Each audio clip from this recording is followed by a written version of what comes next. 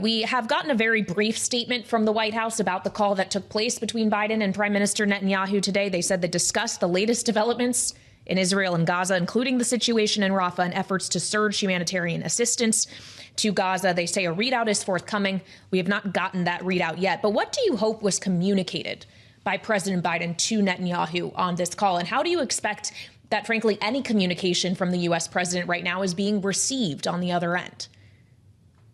Well, there are two sides to this at the moment. So on one hand, what President Biden likely did was he had to do a little bit of damage control following Schumer's statement in particular, because for Schumer to go out and say toward a democracy, toward a country that is an ally of the United States, that new elections are needed. I'm not one to repeat or parrot Netanyahu's talking points, but that is not the norm for the United States in foreign policy when dealing with a democratic government and a democratic friend in particular. We do say occasionally that elections are needed in countries, but that's where we've seen there to be not free and fair elections, or that there's a dictator, an authoritarian who's not respecting democracy or elections or that kind. So to say in this context is not the way you work with a country like Israel. It's certainly not how you're going to get the Israeli government to cooperate with you, which is Biden's #1 goal. So on one hand, he probably had to do some damage control, and on the other, he had to press really hard and say, listen, Bibi, you're putting me between a rock and a hard place. I want to help you. I've been supporting you. We've been very clear about that. But your behavior is going to cause a problem for me on Capitol Hill.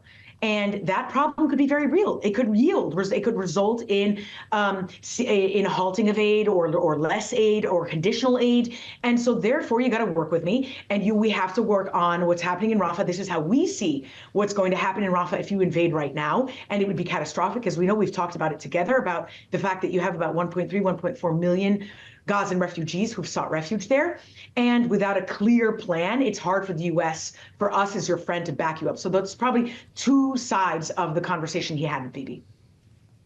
This was in the air yesterday at the White House, Hagar, during the St. Patrick's Day celebration. The Prime Minister of Ireland spoke about this publicly while he was with the president, speaking with reporters.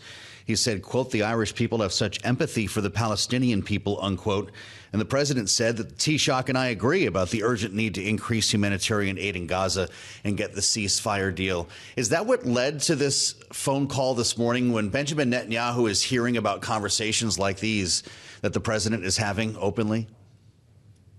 Well, from what I understand from my friends in Washington, this is the situation in Rafah and the humanitarian situation in general in Gaza is top of mind for the Biden administration. This is something that they're actively working on a daily basis.